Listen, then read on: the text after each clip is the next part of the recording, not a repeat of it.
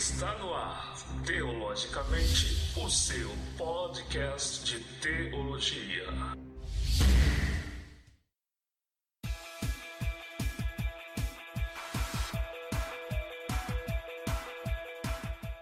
Olá, estamos iniciando mais um Teologicamente, o seu podcast de teologia.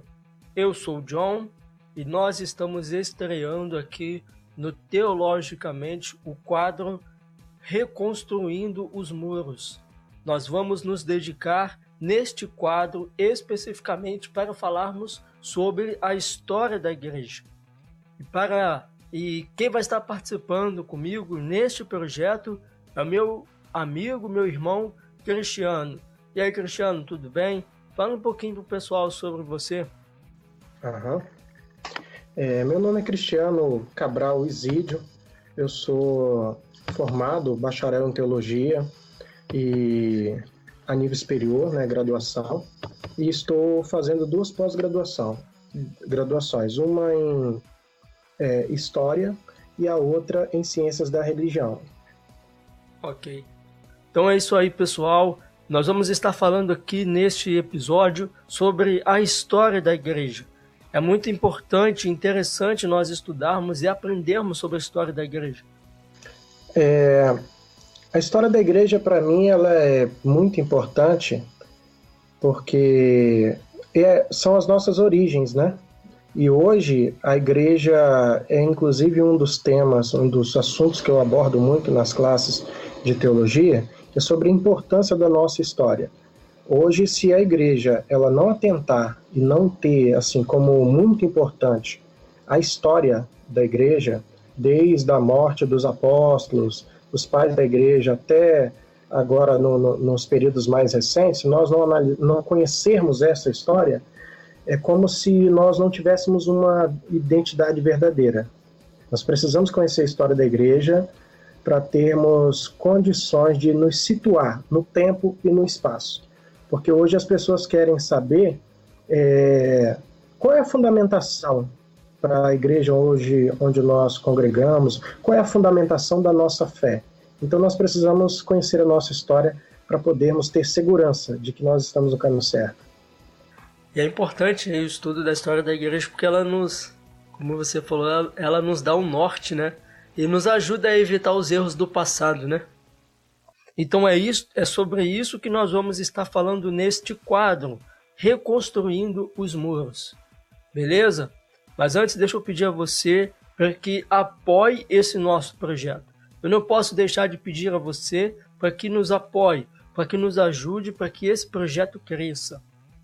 É só você, eu vou deixar o link para que você possa estar indo direto ao nosso site de apoio. Seja o nosso apoiador, apoia-se/teologia.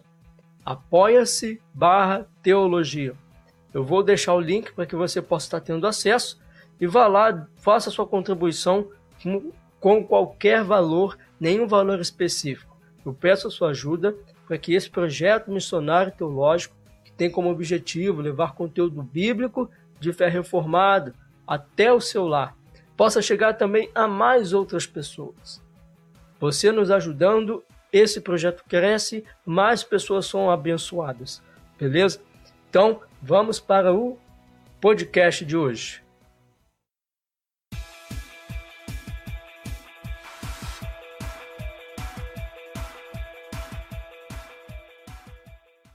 Qual dos dois vós quereis que eu liberte? O assassino Barrabás ou Jesus, chamado o Messias? Ele não é o Messias, é um impostor, um blasfemador.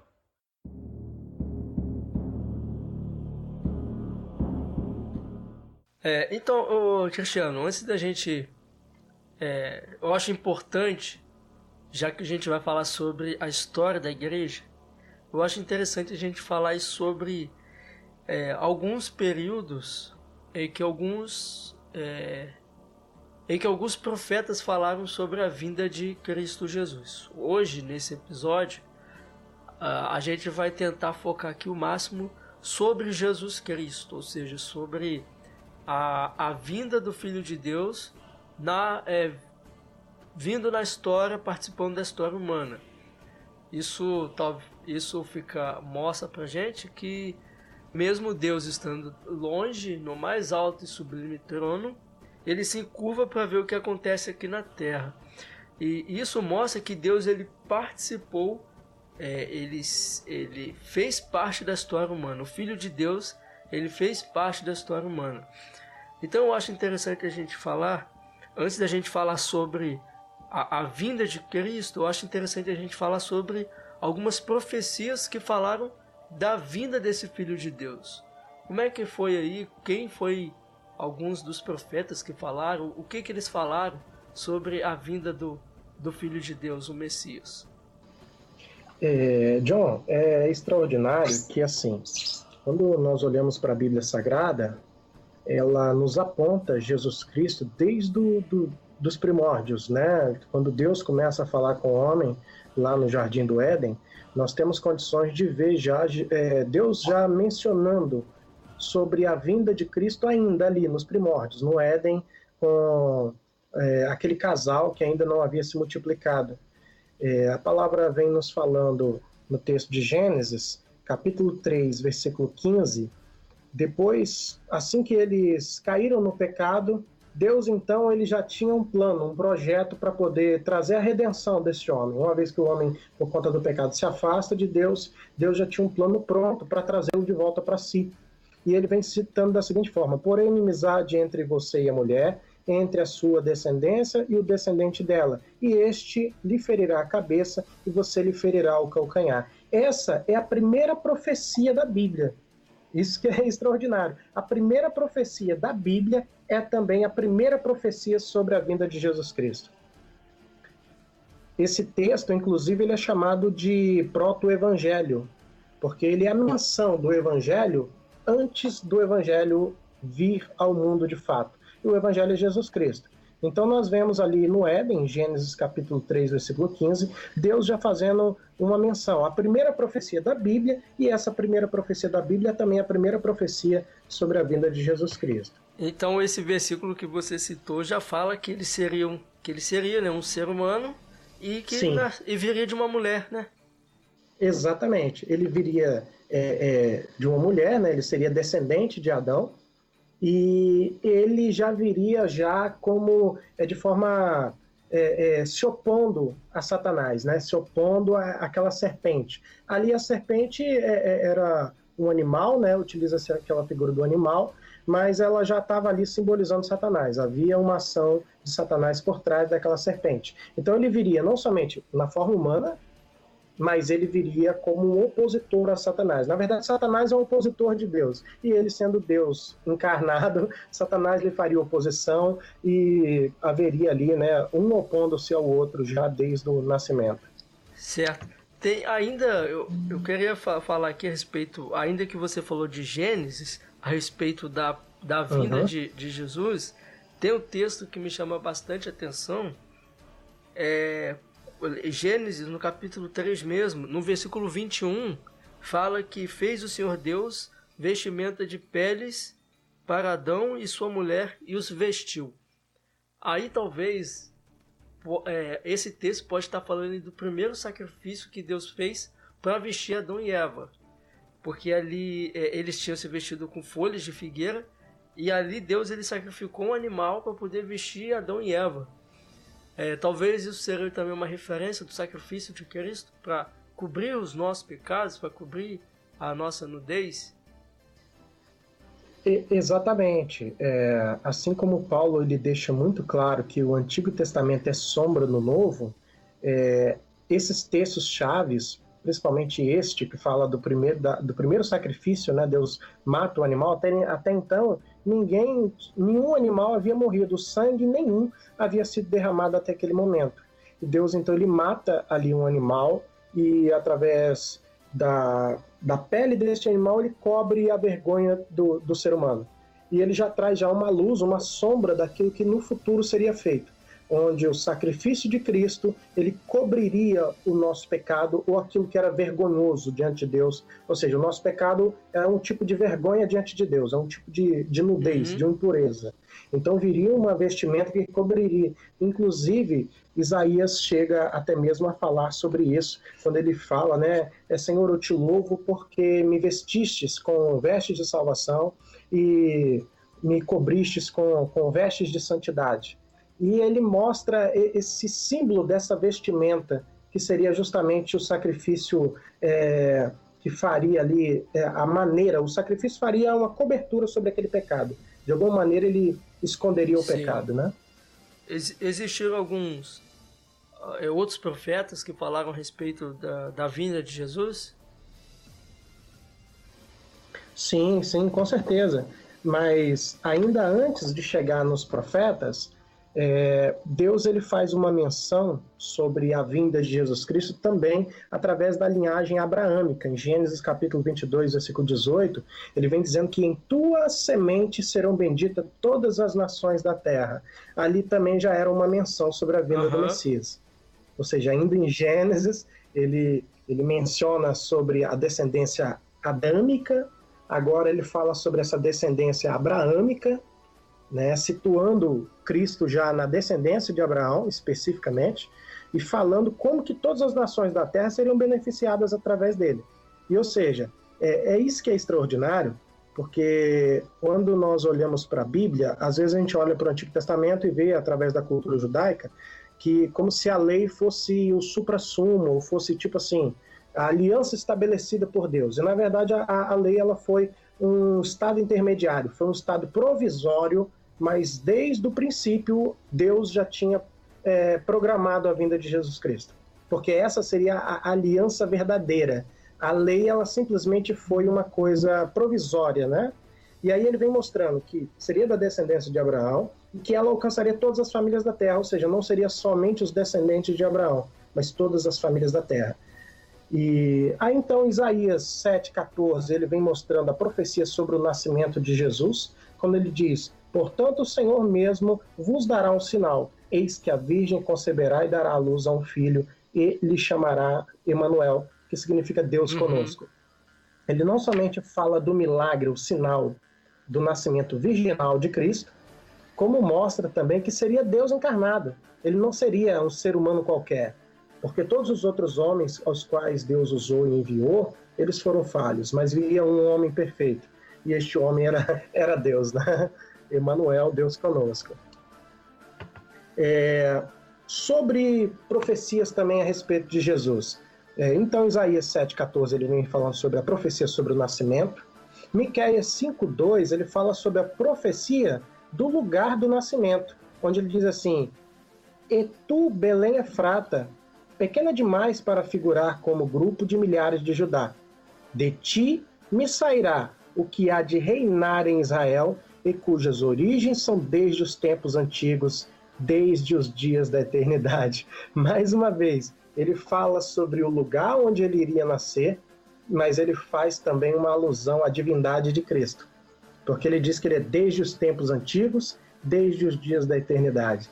Ele já mostra ali que ele não simplesmente surgiu no nascimento, ele já existia muito antes. Isaías 42, do 6 ao 7, nós vemos as profecias sobre o seu ministério. Ele vem dizendo assim, eu, Senhor, te chamei em justiça, e te tomarei pela mão, e te guardarei, e te darei por conserto do povo e para a luz dos gentios, para abrir os olhos dos cegos, para tirar da prisão os presos e do cárcere os que jazem em trevas. Então aqui em Isaías 42, do versículo 6 ao 7, ele traz as profecias sobre o seu ministério. Qual seria o ministério de Jesus Cristo? O que ele faria depois que ele começasse a pregar ou exercer seu ministério? Então ele viria como luz dos gentios, ele viria também para abrir os olhos dos cegos, fazer coisas extraordinárias, para tirar da prisão os presos e do cárcere os que jazem em trevas. Essa prisão aqui é aquela prisão que Paulo fala em Romanos capítulo 6, quando ele diz que antes de conhecer a Cristo, nós éramos escravos, prisioneiros do pecado. Havia uma lei que nos prendia, né? Mas ele fala muito sobre a lei no capítulo 7, mas no 6 ele diz que nós éramos escravos do pecado, nós éramos cativos. E uma vez que nós morremos para o pecado e vivemos para Cristo, a lei do pecado não tem mais poder sobre nós. Logo, nós somos livres em Cristo. Ele não diz uma liberdade total, mas porque ele deixa muito claro que nós somos agora escravos de Cristo. Mas ele diz que nós fomos libertos do pecado. Então ele vem falando aqui, Isaías 42, do 6 ao 7, ele vem falando que um dos ministérios de Jesus Cristo não seria somente fazer milagres, como abrir os olhos dos cegos, mas ele faria também o milagre de nos libertar das prisões espirituais, quando nós éramos escravos do pecado e jazíamos em trevas. Isaías capítulo 62, versículo 11, ele traz mais uma profecia sobre a obra do Messias. Ele vem dizendo assim: eis que o Senhor fez ouvir até as extremidades da terra essas palavras. Dizei à filha de Sião: eis que vem o teu Salvador, vem com ele a sua recompensa e diante dele o seu galardão. Então ele vem mostrando aqui que uma das obras do Messias que ele operaria também seria essa de salvação. Eis que vem o teu Salvador e vem com ele a recompensa. E diante dele o seu galardão. Ele vem mostrando essa obra da salvação que ele operaria na vida dos homens. Até então, nenhum dos pregadores do Antigo Testamento, nenhum dos profetas, nenhum deles tinha poder de salvar qualquer pessoa. E por mais que o sacrifício dos sacerdotes pudessem, de alguma forma, cobrir o pecado daquelas pessoas, aquilo ali era transitório, era temporário e era inferior ao trabalho que o Messias viria fazer. Então o Messias ele viria para ser maior do que os profetas, então ele proclamaria o evangelho verdadeiro, e porém o evangelho ele proclamaria a si mesmo, porque ele era o evangelho. E ele seria maior também do que os sacerdotes, porque dentro dessa obra dele, porque ele não simplesmente sacrificaria um cordeiro para apagar seus pecados. Ele, de forma definitiva, apagaria os pecados da humanidade com o sacrifício do seu próprio corpo. Então ele não somente seria o sumo sacerdote, ele também seria o sacrifício. Ele era o pregador, ele era o sumo sacerdote e ele era também o sacrifício. Então a obra de Cristo é completa.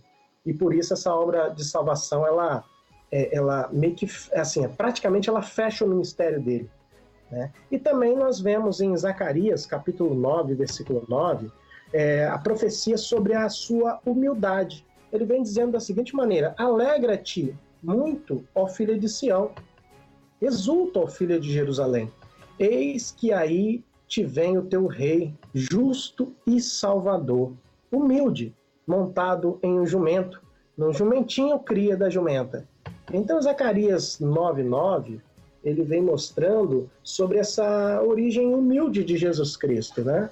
Ele não viria em carruagens reais, como inclusive nós vemos em Cantares de Salomão, quando a partir do capítulo 4, se não me engano, o sunamita vem descrevendo que o rei apareceu todo adornado, sua carruagem real, o forro e o acolchoamento dessa carruagem, os cavalos, eram coisas assim extraordinárias e caríssimos. Ou seja, já mostrando, ele estava ali expondo a sua riqueza, né? E aquele era o rei Salomão. Porém, o rei Jesus, que é rei, é Deus, é sumo sacerdote, ele é tudo ali, ele vem num outro ponto, ele vem como numa origem humilde. Inclusive Isaías fala que não havia formosura nele, as suas vestimentas eram simples, ninguém poderia ver qualquer coisa bela nele. E aqui em Zacarias 9:9, ele vem mostrando inclusive que ele vai entrar na cidade montado num jumento, né, um jumentinho, e mostrando essa origem humilde do Messias. Há também uma profecia sobre o seu sofrimento. Isaías capítulo 53, ele vem dizendo da seguinte maneira: mas ele foi transpassado pelas nossas transgressões e moído pelas nossas iniquidades. O castigo que nos traz a paz estava sobre ele, e pelas suas pisaduras ou feridas nós fomos sarados. Ele vem mostrando a profecia sobre todo o sofrimento que ele passaria na cruz, inclusive sobre esse ser moído, né? Ele foi castigado, chicoteado, com um chicote, inclusive, que arrancava parte da carne do seu corpo no momento em que ele estava ali sendo punido. E ele diz que ele foi também transpassado pelas nossas transgressões. E, inclusive, isso seria uma sombra do momento em que eles furariam ele do lado com uma lança. Ele seria literalmente transpassado. E todo o sofrimento, toda a ferida que foi feita nele, todo aquele moer que aconteceu ali na cruz, foi através disso que nós fomos sarados. Esses sarados, ele traz uma alusão sobre o pecado. Nosso pecado foi tirado quando mataram Cristo na cruz. Qual dos dois vós quereis que eu liberte? O assassino Barrabás ou Jesus, chamado o Messias? Ele não é o Messias, é um impostor, um blasfemador. Talvez uma das profecias mais importantes, aí, o mais conhecido a respeito de Jesus, seria Isaías 53. Sim, com certeza. Porque ela vem falando da morte, né? Uhum. E outra, o preço que ele pagou na cruz. E as pessoas às vezes não conseguem entender. Por exemplo, os gnósticos, inclusive, criaram uma tese que foi, na verdade, nós vamos falar isso um pouco mais à frente, a primeira heresia do cristianismo, que foi questionar a divindade de Jesus, questionar a humanidade de Jesus. Eles acreditavam que Jesus era Deus. Inclusive, João, no capítulo 1, ele deixa isso muito claro, porém isso não era novidade. O que era novidade para eles e o que eles não acreditavam, porém João frisou para combater a heresia gnóstica, foi o seguinte, que ele encarnou e habitou entre nós. Ele veio em carne. E então os gnósticos diziam que ele era divino, porém ele não era humano. E por isso, e existia na verdade duas teses, né? Existia que ele era divino e não era humano, ele era tipo um holograma. Se você passasse a mão dentro de Jesus, você atravessava ele. Então ele não estava suscetível à morte. E tinha aquele outro que, na verdade, ele era humano e não era divino. Assim, existia dois Jesus, né? Existia o Jesus humano e o Jesus divino. O Jesus humano foi batizado por João e então veio o Messias divino sobre ele em forma de pomba. E aí então quando ele chegou na cruz, o Messias divino vai embora e deixa o Jesus humano sozinho. E por isso ele clama, Pai, por que me abandonastes? Mas na verdade isso é uma heresia. Quando ele fala, Pai, por que me abandonastes? Ali era o Jesus humano, ele tinha as duas propriedades no mesmo corpo, Deus e o homem, né, unidos ali na cruz. E quando ele fala, Pai, por que me abandonastes, era o peso do pecado sobre ele. Naquele momento ali, Deus vira a cara para Jesus humano, e a ira, ele sofre todo o peso da ira de Deus que deveria recair sobre o pecador. E por isso ele fala, Pai, por que me abandonastes? Ou seja, todo esse sofrimento não era só um sofrimento físico, era Deus virando o rosto para o Cristo, justamente pelo peso do pecado sobre aquele homem que estava ali. Embora fosse Deus, né, mas ele estava ali, ele não usurpou de ser Deus. Ele era Deus e tinha autoridade, inclusive em vários contextos da Bíblia, para falar como Deus. Porém, naquele contexto ali, era o Jesus humano, era o Jesus cordeiro sendo massacrado, e Deus, ele recebendo a carga do pecado da humanidade, e Deus, por ser justo, não há comunhão com o pecado, então ele exerce sua ira e sua justiça. Cristo ali, naquele momento, ele toma o cálice da ira de Deus no nosso lugar. E por isso ele fala, Pai, por que me abandonastes? Né? É o cálice da ira de Deus, Deus, ele rompe ali com aquele homem, naquele contexto, e ele faz um sacrifício perfeito. Deus derrama sobre ele toda a sua ira e ele se torna um mártir. Nós deveríamos morrer, mas ele morre no nosso lugar. Então essa profecia sobre o sacrifício de Cristo é muito importante, porque ela fala justamente sobre o grande ministério de Jesus Cristo, que foi morrer na cruz pelos nossos pecados. Como a gente está falando aqui a respeito de profecias de Cristo, quando a gente lê os evangelhos, a gente vê que essas profecias se cumpriram em Cristo Jesus. Sim, exatamente. Todas elas se cumpriram. Todas elas. E eu acho que uma das profecias mais extraordinárias também, depois dessa de Isaías 53, é Jeremias 31, 33. É a profecia sobre a nova aliança, ou seja, a consumação daquilo que ele fez na cruz. Porque quando ele celebra a última ceia com os discípulos, na noite da Páscoa, ele instaura ali a nova aliança. Inclusive o símbolo, né? Ele utiliza ali o pão e o vinho como símbolo, o pão simbolizando sua carne, o vinho simbolizando seu sangue. E ali ele instaura a nova aliança que foi concretizada com a sua ressurreição. Né? Assim, a morte instaura a nova aliança e na ressurreição ele concretiza essa nova aliança. E aí, no momento da ceia, ele fala sobre isso, né? Ele fala sobre esta aliança que ele agora está instaurando e através da sua carne e do seu sangue. Então a morte, ela confirma essa aliança e na ressurreição ela é concretizada. E ele vem falando sobre Jeremias 31:33, vem dizendo da seguinte maneira: eis, no entanto, a aliança que celebrarei com a comunidade de Israel, passados aqueles dias, afirma o Senhor. Registrarei o conteúdo da minha Torá, lei, na mente deles e a escreverei no mais íntimo dos seus sentimentos, seus corações. Assim serei, de fato, Deus deles, e eles serão meu povo.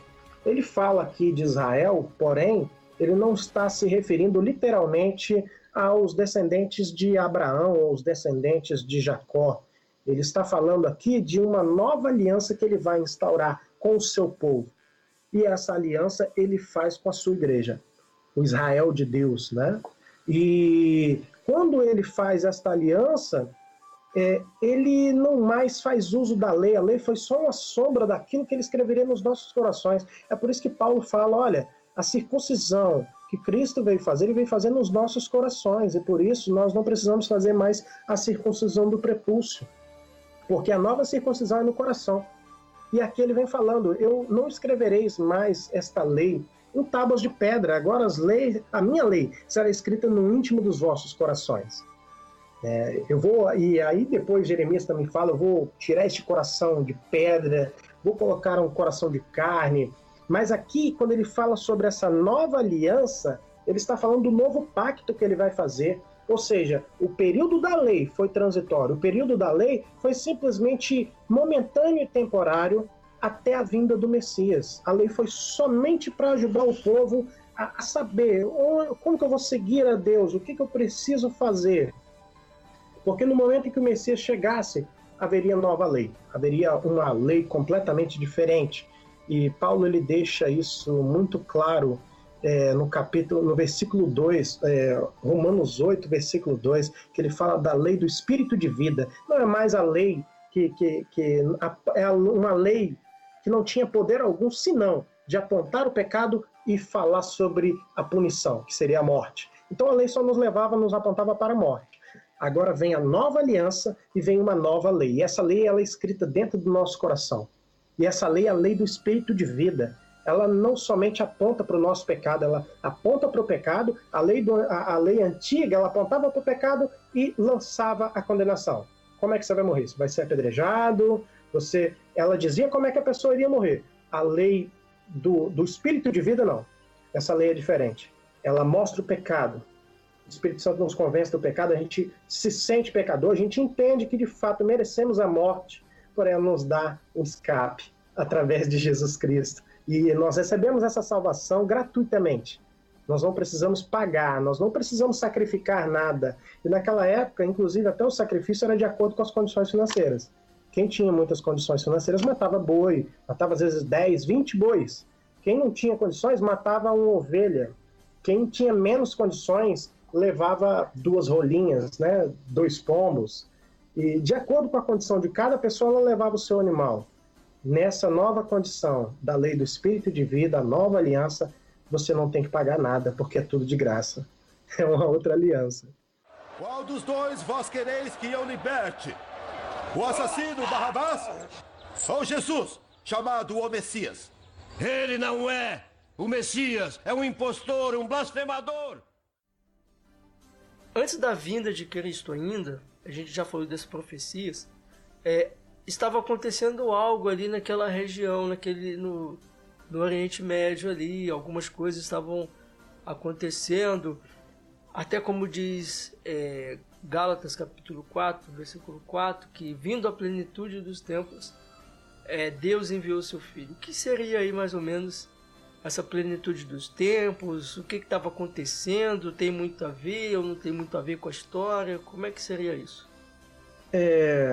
Quando Paulo fala sobre a plenitude dos tempos, essa plenitude dos tempos que Paulo olhou para o mundo daquela época, e o que ele chamou de plenitude dos tempos? Ele chamou uma língua franca. Havia uma língua que era falada em todos os continentes naquela época. Havia uma língua franca, inclusive, assim, eu acredito que até muito mais falada do que é o inglês hoje. Hoje o inglês é a nossa língua franca, uma língua mundial. Mas o grego era muito mais do que isso, porque todos esses países foram, na época, primeiro colonizados pelos gregos e depois eles foram, né, ali colonizados pelos romanos. Mas o grego se tornou uma língua universal. A cultura, aí vem agora o que é chamado de helenismo. A cultura helênica e a cultura grega. Quando a cultura grega se uniu à cultura ocidental, isso é chamado de helenismo. Então, o helenismo foi uma cultura muito propícia para a divulgação do evangelho, porque aonde Paulo chegasse, ele tinha condições de utilizar, inclusive, da retórica grega e de outros recursos para poder se comunicar, não somente o idioma. Então, o helenismo fez com que todos aqueles povos de todos os continentes da época se tornassem, assim, o grego pudesse ser falado entre eles, e a cultura era muito comum entre eles, inclusive a cultura da Palestina era grega. Na Galiléia, Galiléia era chamada de Galiléia dos Gentios, justamente porque quem andasse na Galiléia, quando Jesus andou pela Galiléia, quando ele olhava para os lugares, ele via templos dentro da arquitetura romana, via templos a Zeus, templos a Afrodite. Isso era muito comum na Galiléia. O idioma que eles falavam, principalmente, era o grego. E isso fez também com que... ou seja, agora vem a colonização grega, a colonização romana, logo depois da grega. Eu vou falar de forma resumida só para dizer exatamente o que ele quis dizer como plenitude dos tempos, e aí depois eu venho falando individualmente sobre essa colonização. Então aí vem o idioma franco, a cultura era muito parecida em cada um daqueles continentes, a cultura grega estava inserida em todos eles, e agora vem também a questão também da colonização romana. Havia um comércio que dominava todas aquelas regiões. Então, inclusive, há uma frase antiga que diz que todos os caminhos levam a Roma, e isso era verdade. Ah, sim, que legal. Porque, assim, por que todos os caminhos levam a Roma? Porque Roma, para que pudesse se expandir, uma vez que ela dominou o mundo, Roma era dona do mundo da época. Ela fez estradas muito bem pavimentadas, estradas feitas de mármore, estradas que ela era feita muito parecido com o nosso asfalto de hoje em dia. Ele vinha, a circunferência do asfalto, ele era reto no meio e depois ele vinha descaindo para que a água da chuva corresse pelos lados onde havia canais e essas águas desciam no esgoto subterrâneo. Havia pilastras, né, aquelas pilastras gregas em todas essas estradas onde alguém colocava um combustível no topo e era como se um poste estivesse iluminando a estrada. Então essas estradas estavam em todos os lugares, estava na região da Síria, estava na região do Egito, estava nas regiões da Índia, da Ásia, inclusive a rota da seda, aquilo foi construído pelos romanos. Então, ou seja, Paulo tinha condições de pegar um cavalo e rodar o mundo daquela época pelas estradas romanas, e feita para o comércio mundial, porém serviu também para a pregação do evangelho. Uma das questões talvez que existiam muitas batalhas e lutas ali seria por conta de dominar essa rota comercial, essa facilidade que existia. Exatamente, isso foi praticamente assim, o motivo de muitas guerras, né? Muitas disputas, porque essa rota comercial valia muito dinheiro. Inclusive tem algumas perspectivas históricas antigas que mostram que já bem depois, na época que a igreja já tinha se aliado ao Estado, né? Já na Idade Média, levantou-se, né, eu acho que foi um pouco antes, eu acho que ainda não tinha chegado estava próximo, já chegando na Idade Média, um grande conquistador, que na época foi parente de Gengis Khan, um conquistador mongol. Ele não permitia que os romanos ou qualquer pessoa passasse pelas propriedades dele, que compreendia parte daquela rota da seda, sem pagar um imposto. Então, direto tinha conflito naquelas regiões, entre os chineses, entre os mongóis, entre os europeus que queriam passar por aquela região, que era uma rota muito mais fácil para trazer seda, para trazer qualquer tipo de especiaria da região da Índia e da Ásia. Era uma rota que ligava o mundo asiático ao mundo ocidental, né? E eles brigavam o tempo todo por aquelas rotas. E essas rotas foram feitas pelos romanos na época. Então, e Paulo, vindo pregando o evangelho, até mesmo ele foi levantado como apóstolo dos gentios, inclusive porque ele tinha nacionalidade romana. Ele tinha uma certidão de nascimento romana, e isso era um tipo de passaporte para qualquer lugar do mundo. Qualquer lugar do mundo em que Paulo chegasse a apresentar sua credencial romana, sua identidade, ele era cidadão daquele lugar, porque todo mundo pertencia a Roma. Então, até isso aprove a Deus fazer. Tudo isso, o idioma, a cultura, as estradas e até mesmo a nacionalidade de Paulo, tudo isso compreende a plenitude dos tempos. Ou seja, chegou num ponto da história da humanidade em que tudo ficou propício para que Cristo viesse. Então, quando Cristo veio exatamente no momento da história em que tudo estava propício, e muito provavelmente pessoas conheceram Jesus Cristo e elas estavam só de passagem pelas regiões da Galileia e da Judéia, e vendo Jesus Cristo operando aqueles milagres e maravilhas, deram continuidade às suas vidas e talvez foram para lugares de qualquer lugar do mundo e pôde testemunhar sobre Jesus a partir daquilo que ele viu. Inclusive, Jesus se deparou com um grupo que pregava no nome dele, os discípulos queriam impedi-los. E eu fiquei imaginando, olha, Jesus ainda nem tinha morrido e já tinha pessoas pregando no nome de Jesus. Sabe-se lá como eles começaram a pregar no nome dele. Alguém conheceu, alguém falou, e eles ficaram sabendo, e talvez nem eles soubessem que o Jesus estava tão perto deles, mas eles já pregavam no nome do Senhor. Então, ou seja, essa plenitude dos tempos foi muito propício para que o evangelho se propagasse através do mundo inteiro, né? Correto. Só mais algum detalhe que eu queria que você pudesse deixar aqui a respeito desse império, a respeito dos gregos. Como é que estava, assim, você falou a respeito da língua, mas a respeito, assim, do conhecimento, literatura, como é que era essa questão da cultura?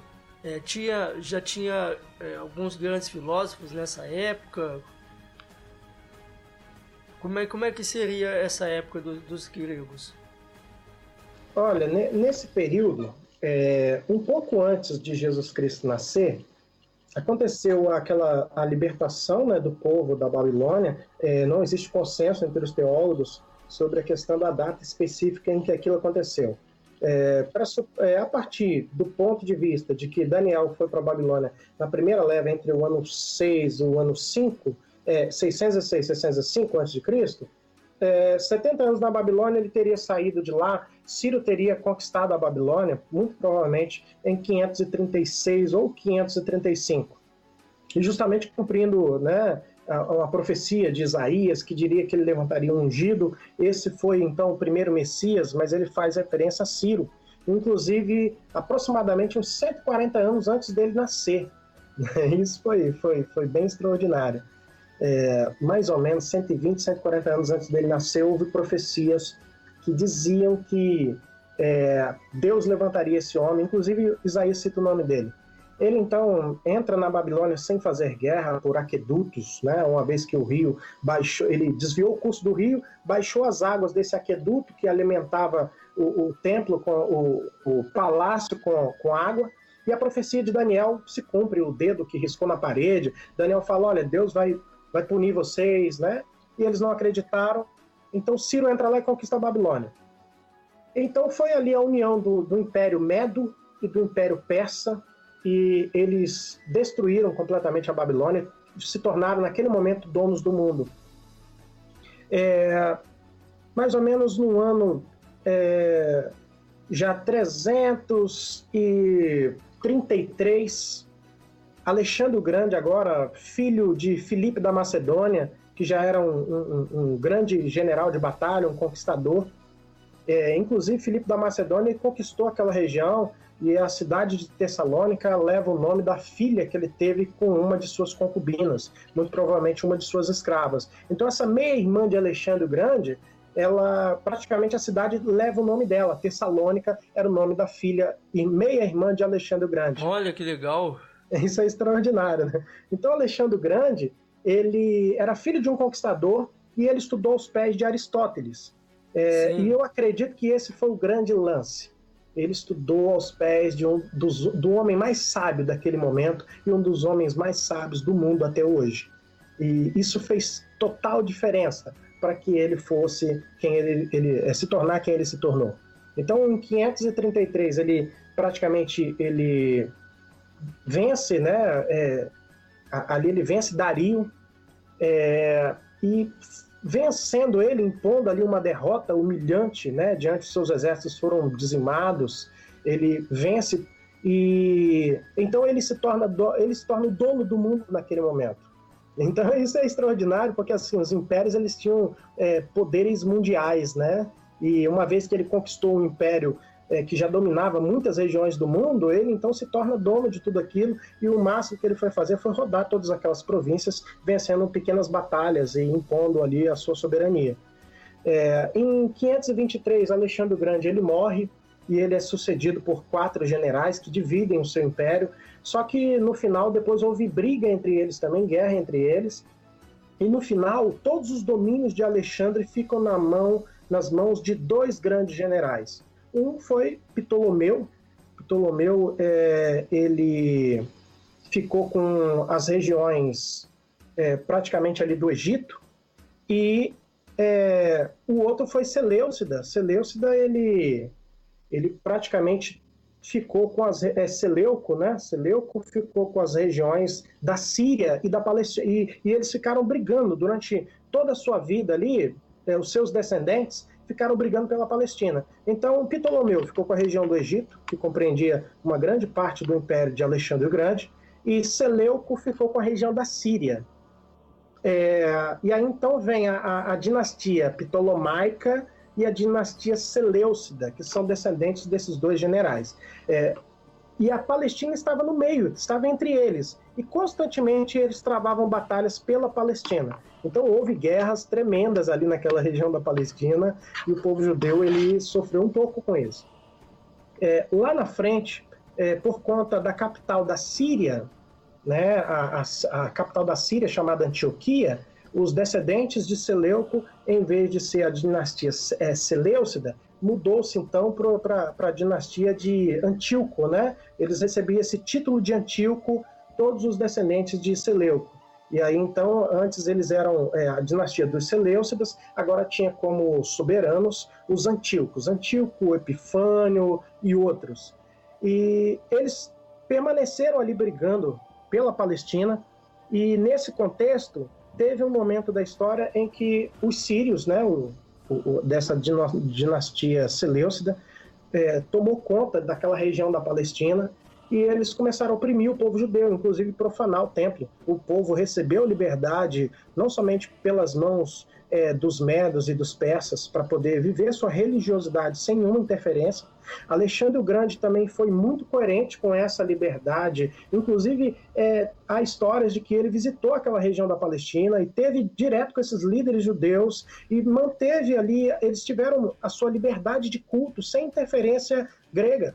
Só que chegou num ponto da história em que eles não foram mais respeitados, eles foram oprimidos. E aí então Antíoco Epifânio começa a oprimir o povo judeu e começa inclusive a obrigá-los a fazerem sacrifícios pagãos, começa a definir quem vai ser o sumo sacerdote, em vez de a linhagem sacerdotal ser seguida de acordo com as escrituras, o mais velho da linhagem daquele sacerdote mais importante, quer seja Eleazar, quer seja qualquer um dos outros, ele começou a fazer interferência, inclusive indicando quem seria o sumo sacerdote, e geralmente ele indicava aquele que era mais próximo dele, aquele que fazia concessões, e isso não foi aceito pelos judeus. E houve um momento da história em que um homem chamado Matatias se tornou o sumo sacerdote, E um dos generais de Antíoco Epifânio quis obrigá-lo a fazer um sacrifício pagão dentro do templo, e ele se opôs a isso.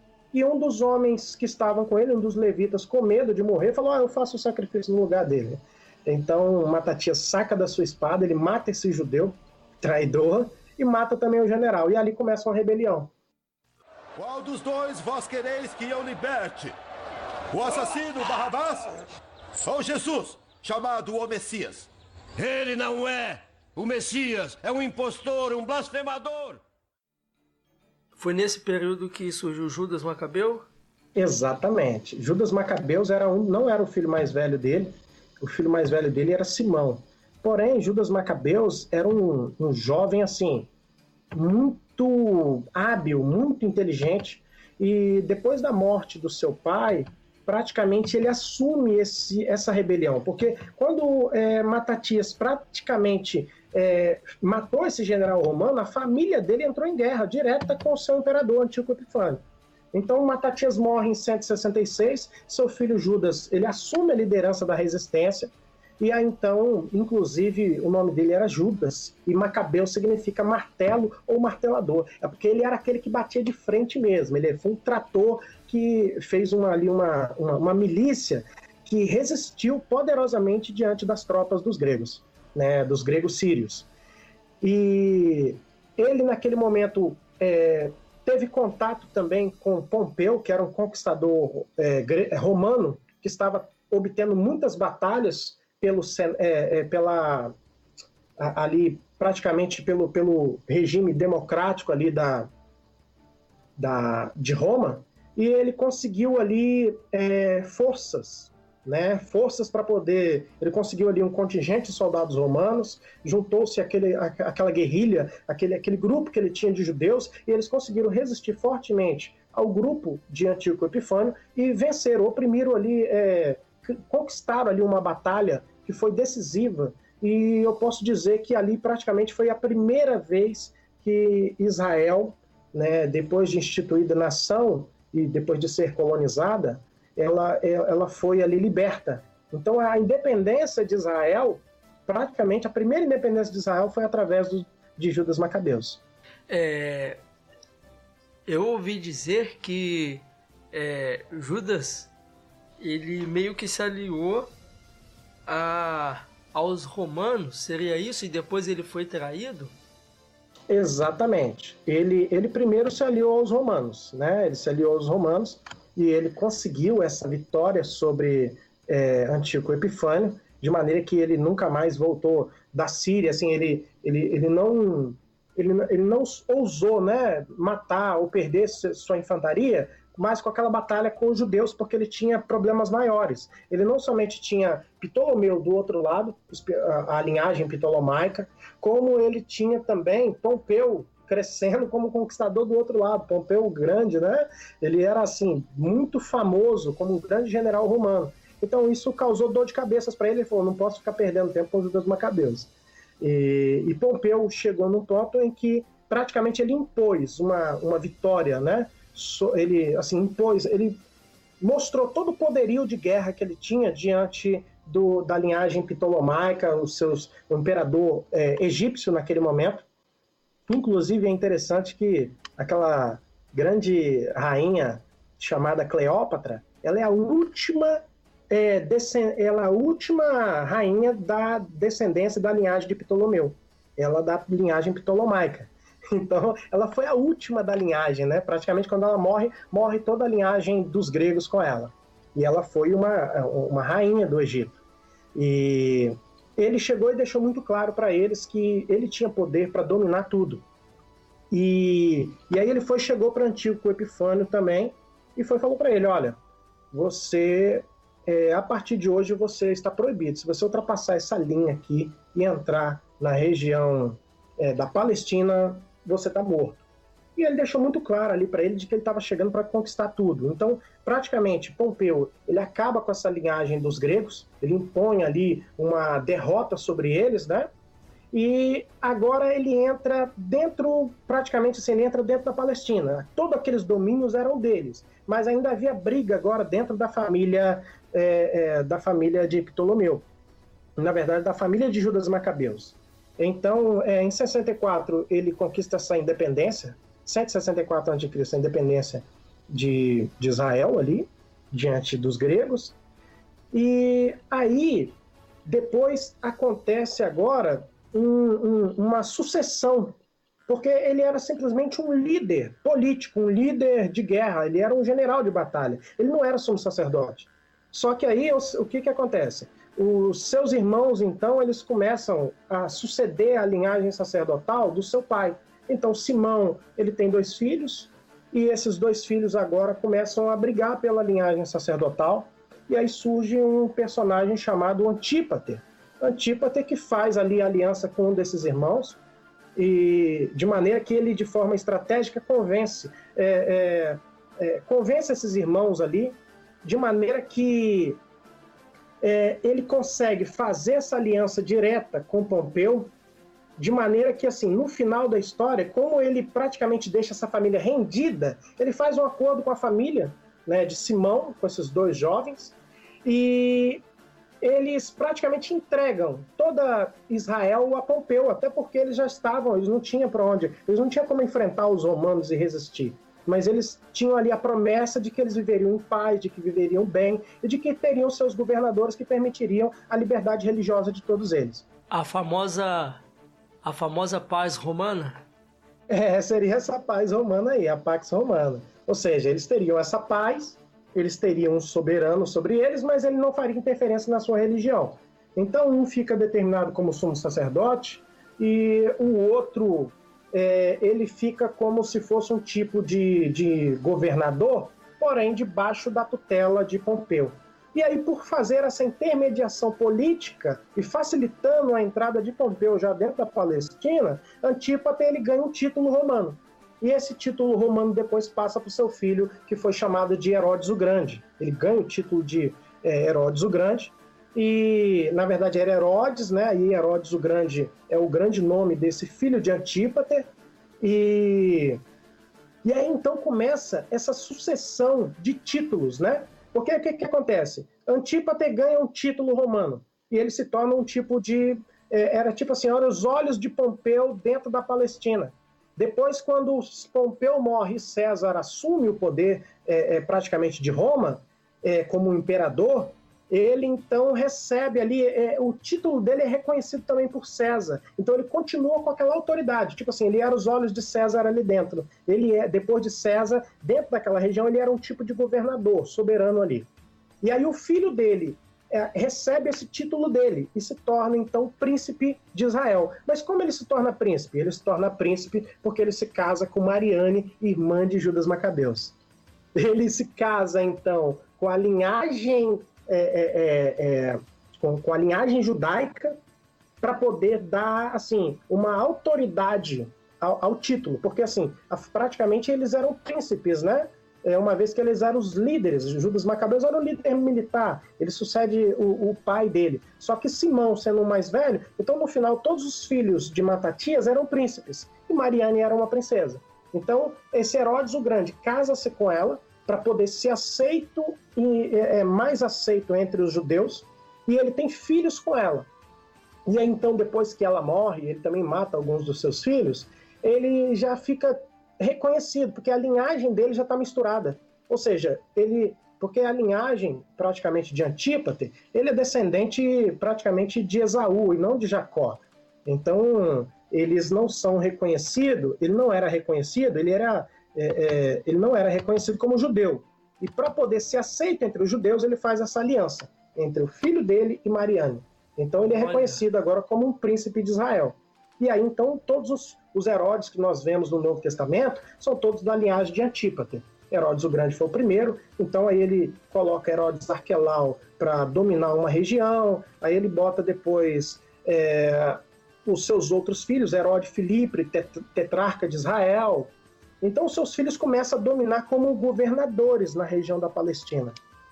Você está entendendo como é que tudo isso começa? Olha. E aí, por exemplo, esse momento, aí quando Antípater é reconhecido por César, César naquele contexto já era imperador de Roma. Só que como acontece essa ascensão de César? O maior líder militar que Roma tinha naquele contexto não era César.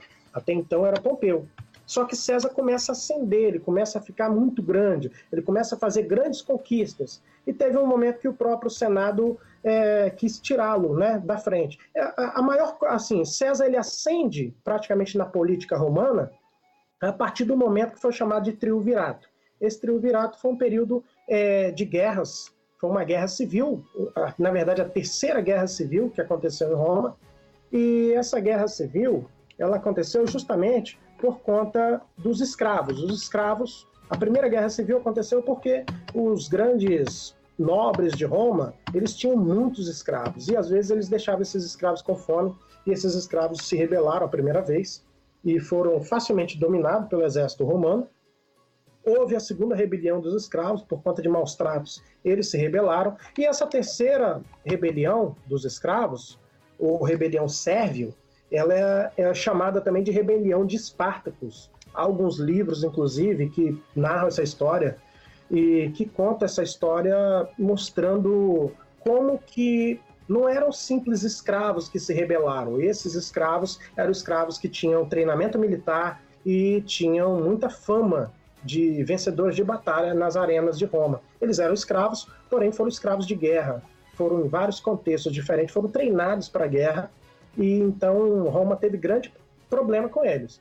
Eles começaram com um grupo de 70 homens e dentro de alguns anos se tornaram 120 mil homens. E não era 120 mil homens qualquer, eram 120 mil escravos musculosos e preparados para a batalha, e eles deram muita dor de cabeça para os romanos. Então, primeiro, um homem chamado Crasso, um homem que tinha muito poder financeiro, ele não tinha grande poderio militar, mas ele tinha muito dinheiro, muito poder financeiro. Ele foi colocado pelo Senado para ser o líder responsável para conter essa rebelião. Então ele tinha poder financeiro, e por ele ter muito dinheiro e sustentar, de certa forma, o Senado, ele foi escolhido para começar organizar essa liderança que abateria esses escravos e acabaria com essa revolta.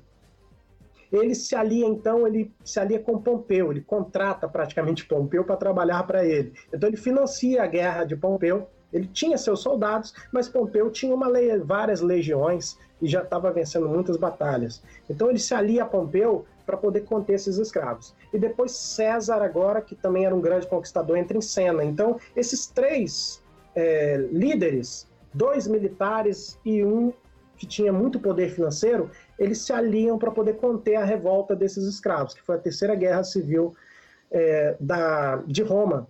E eles conseguem praticamente vencer esses escravos depois de muito trabalho. Eles deram bastante trabalho, mas eles foram todos mortos e vencidos. E nesse contexto, praticamente César ele cresce, esses três crescem em poder, né? Eles crescem de maneira política. Roma volta os olhos para esses 3 homens. E aí o que acontece? Crasso tinha um olho, né, no título de imperator, ele queria ser imperador de Roma. Pompeu também tinha essa ambição e César também. Só que aí chega num ponto em que praticamente Crasso morre, aí então César consegue grandes conquistas e fica muito famoso na mesma altura que Pompeu. Pompeu casa-se com Júlia, filha de César, e eles se tornam parentes. Porém, depois que Júlia morre, Pompeu se revolta contra César. César coloca seus exércitos atrás de Pompeu. Pompeu tenta se refugiar no Egito, mas ele acaba sendo capturado por César e César o mata. Então César ele entra dentro de Roma. Aí Roma viu que César estava muito poderoso e eles não tinham mais 3 homens no poder, agora era um só. E ele poderia simplesmente querer fazer aquilo que ele bem entendia. Então Roma, os senadores de Roma tentam tirar o título de César e tentam aposentá-lo, né? Você é um grande general, mas chegou o momento de você parar, né? Nós não precisamos conquistar mais nada, nós já conquistamos o mundo. E ele, como tinha muitas terras, muito dinheiro e muitos homens, muitas legiões, e outra, ele tinha dinheiro para pagar por mais pessoas para lutar por ele, ele entra dentro de Roma e conquista Roma, né? Ele toma posse de Roma à força e se torna o imperador de Roma. Ele foi o primeiro imperador que Roma teve. Roma era uma república, mas ele se torna então imperador de Roma. Nesse momento que Pompeu morre, ele reconhece o título de Antípatra e então o título dos Herodes. Só que aí César, logo depois que ele conquista Roma e se torna imperador, ele é assassinado. Uma das pessoas que conspirou a morte dele junto com o Senado foi um filho adotivo chamado Brutus. E, inclusive, tem até aquela frase antiga que diz, até tu, Brutus. Ou seja, ele foi traído pela própria família. E quando ele morreu, não havia filhos que pudessem sucedê-lo, né, como imperador. Então, o seu cunhado, o irmão da esposa dele, esconde o seu sobrinho. Ele tinha um sobrinho que seria praticamente ali o único sucessor do título de imperador. Ele é escondido até que ele chegasse na sua adolescência, chegasse numa fase da sua juventude em que ele pudesse reivindicar o título, né, de Roma. E aí, então, depois de ficar escondido, ele consegue se aliar a muitos soldados, e depois ele se apresenta e luta muitas guerras, e então ele impõe a sua sucessão, né? E ele é reconhecido como segundo imperador de Roma. E esse jovem, o nome dele era Otávio. E aí, então, o Senado põe nele o título e o sobrenome de Augusto. E quando Jesus Cristo nasce, quem está no poder é justamente César Augusto, que também tinha o nome de Otávio, sobrinho de Júlio César, o grande imperador de Roma. Que legal. Essa história toda aí a gente vê que foi bastante conturbado esse período, né? É muita guerra, muitas sucessões, e deixa a gente meio perdido, né? Eu gostaria só de dizer, por exemplo, tem alguns livros que eles contam parte dessa história. Tem um livro de Apiano, História de Roma 2, Guerras Civiles, volume 1 e volume 2, edição Gredos S.A., de Madrid, 1985. Tem um outro livro também, que é um livro de Ciro Flammarion Cardoso, Trabalhos Compulsórios na Antiguidade. São coletâneas de documentos da editora Edições Global, 1984. E tem também aqui um livro de Pedro Paulo Nari, Grécia e Roma, São Paulo, da editora Contexto, de 2002. E tem um livro aqui bem interessante, que ele já traz essa história mais voltada para essa briga entre esse triunvirato, né? A briga desses escravos contra Roma, que é um livro de Leon Bloch. O nome é Lutas Sociais na Roma Antiga. É um livro português de Lisboa, da editora Publicações Europa América, 1956. Qual dos dois vós quereis que eu liberte? O assassino Barrabás ou Jesus, chamado o Messias? Ele não é o Messias, é um impostor, um blasfemador.